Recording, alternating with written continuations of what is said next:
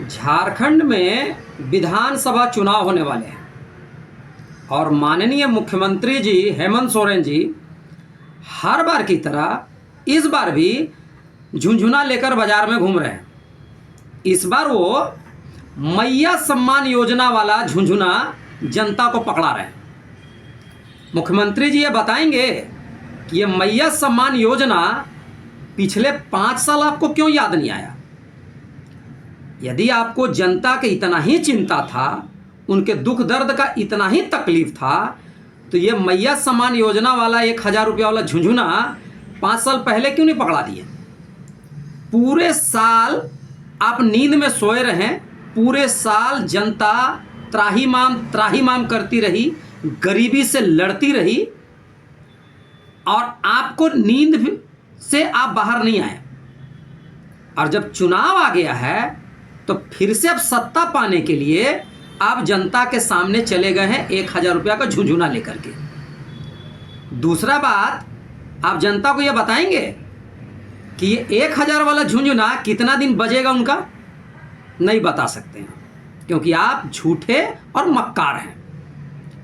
आप ही हैं वो जो पिछला विधानसभा चुनाव में आप जनता को बोले थे कि हम बेरोजगारी भत्ता देंगे। जरा एक बार आंकड़ा निकाल करके देखिए और बताइए कि कितने लोगों को, कितने बेरोजगार लोगों को आप बेरोजगारी भत्ता दिए। एक भी नहीं, एक भी किसी बेरोजगार को भत्ता नहीं मिला। पूरे 5 साल जनता चिल्लाती रही, चीखती रही, पुकारती रही आपको, और आप कान में रुई और तेल डाल के सोए रहे। आप ही वो थे मुख्यमंत्री जी जो झारखंड के खनिज संपदा का लीज पट्टा अपने नाम पे कर लिए, जिसके लिए आप जेल भी गए, सजा भी काटे और फिर से आगे भी आप जेल जाइएगा।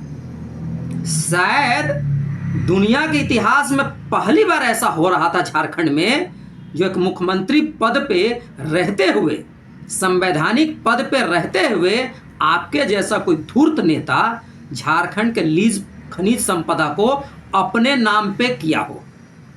आज तक दुनिया के इतिहास में किसी नेता ने संवैधानिक पद पे रहते हुए ऐसा काम नहीं किया था। वो आपने करके दिखा दिया। आप ये बताएंगे कि धीरज साहू के घर से नोटों के पहाड़ निकले थे, उस पे आपका एक शब्द तो निकला नहीं। वो जनता का पैसा था माननीय महोदय, और जनता को आप मूर्ख बनाने फिर एक बार निकल आए हैं।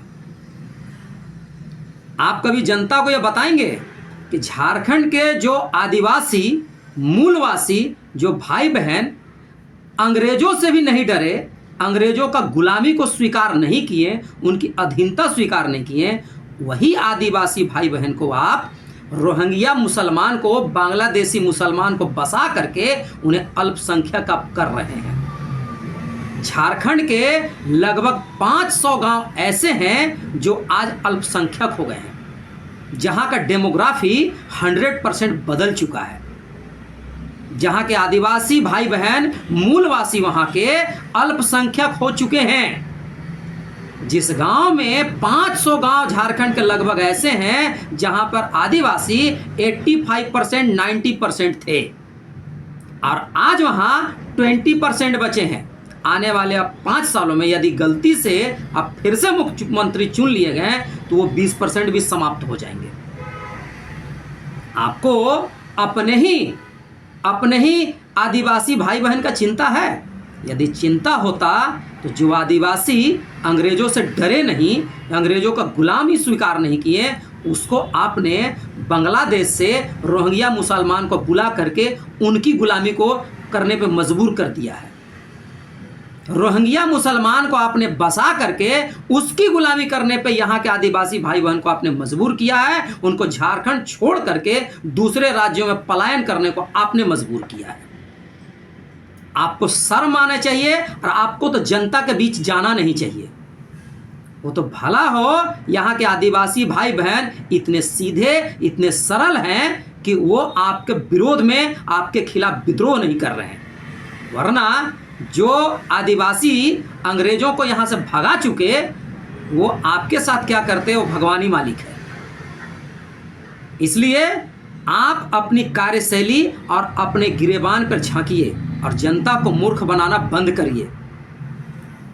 लगभग आदिवासी झारखंड से समाप्ति की कगार पे हैं। ये आपकी वजह से हुआ है। झारखंड की बिजली को आपने दूसरे राज्यों में बेच दिया, बांग्लादेश बेच दिया, और झारखंड का जहां पर बिजली उत्पादन सबसे ज़्यादा देश में है वहीं की जनता अंधकार में रह रही है। इसका जवाब है कोई आपके पास? आपने देश नहीं, देश तो देश, राज्य को भी आपने, अपने ही राज्य को, जिस राज्य के आप मुख्यमंत्री कहे जाते हैं, जिस राज्य की वजह से आपकी पहचान है, उस राज्य को आपने लूटने में कोई कसर नहीं छोड़ा। लूटा तो लूटा, झारखंड को आपने इतना बर्बाद कर दिया है कि झारखंड 50 साल पीछे चला गया है।